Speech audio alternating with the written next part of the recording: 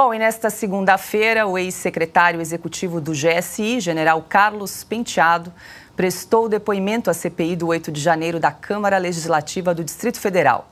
Segundo Penteado, o general Gonçalves Dias não repassou os avisos sobre o risco de invasões no Palácio do Planalto. Todas as ações conduzidas pelo Gabinete de Segurança Institucional no dia 8 de janeiro de 2023 estão diretamente relacionadas à retenção pelo ministro Gonçalves Dias dos alertas produzidos pela Agência Brasileira de Inteligência, que não foram disponibilizados oportunamente para que fossem acionados todos os meios do Plano Escudo.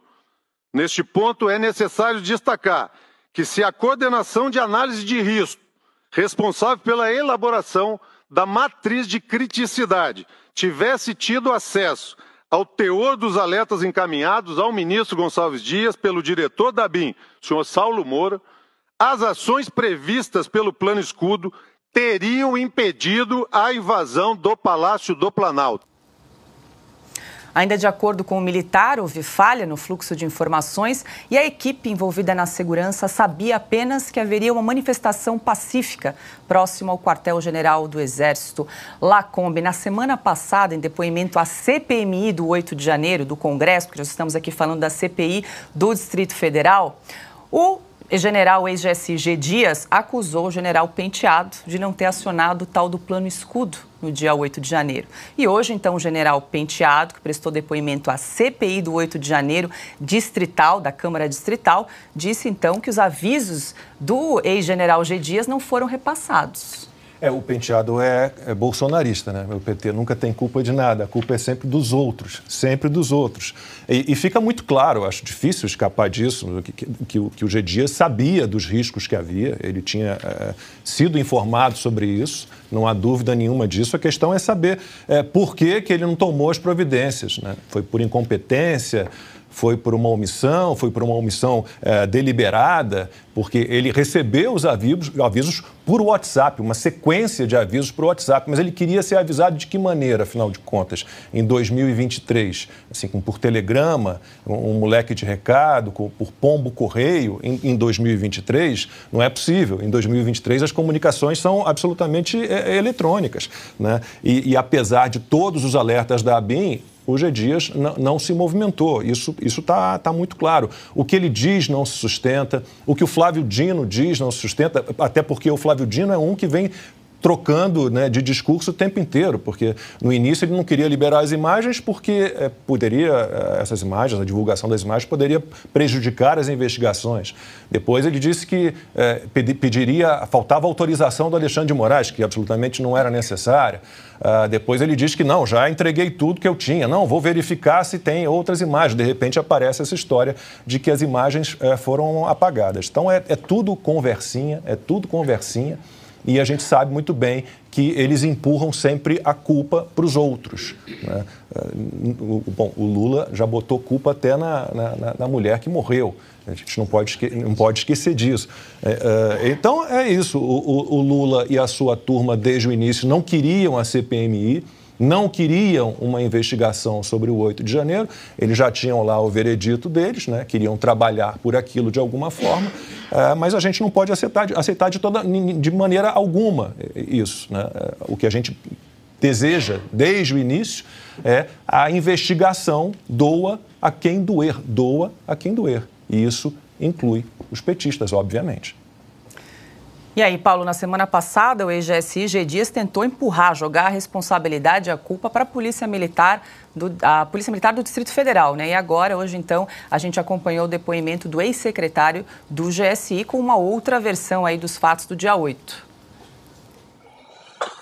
O G. Dias parece que está fazendo um intensivão com o Flávio Dino. Ele está ficando cada vez mais cínico e irresponsável, contra a versão que lhe convém, contra todas as evidências.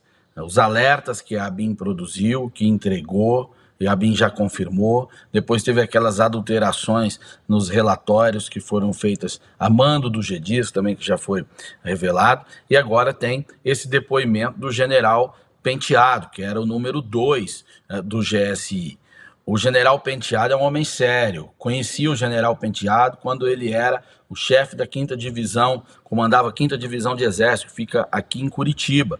Fizemos alguns trabalhos que eram relacionados à segurança na fronteira, que eu fui inspecionar, então pude tratar de assuntos com o general Penteado, um homem absolutamente comprometido com a sua função, não deixava transparecer suas posições políticas, estava focado ali naquele seu trabalho, e depois estive com ele também em Brasília, quando ele ascendeu ao GSI. Então o depoimento dele tem credibilidade. O general Penteado não é um fanfarrão, não ia lá para dar show, para contar historinha.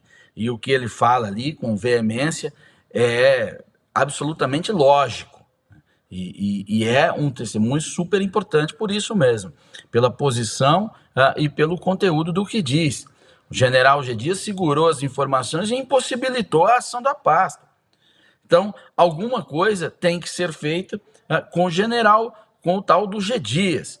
Se ele fosse um general do governo Bolsonaro que tivesse promovido isso, o Supremo já tinha mandado prender, porque manda prender gente por muito menos. Mas ele parece que conta com a proteção, né, desse espírito do tempo, né? Porque diante de tanta coisa que já se colocou, da imagem dele oferecendo aguinha para Vândalo, que estava lá dentro do palácio, e ele ainda conta com o respeito, com o respaldo, e nada acontece a ele, torna tudo isso ainda mais estranho. Então você tem a atuação desse general, tem o depoimento de um general de credibilidade apontando o dedo para o G. Dias, tem o G. Dias oferecendo a aguinha, aquela incontestação a conciliação de horários, né, que ele mesmo já afirmou que estava presente e tal. Então é uma figura central nesse caso, né, que tem que ser esclarecido, e tanto tem que ser esclarecido que o Flávio Dino, que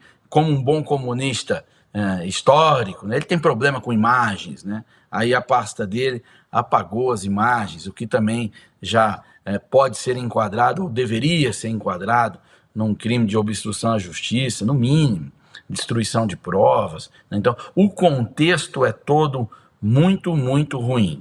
O general G. Dias, ou ele é responsável por tudo isso, e há uma razão lógica, uma intenção de que ele fez tudo isso, ou ele é muito, muito incompetente, e que nem general deveria ser, porque isso é digno da incompetência de, no máximo, um sargento pincel.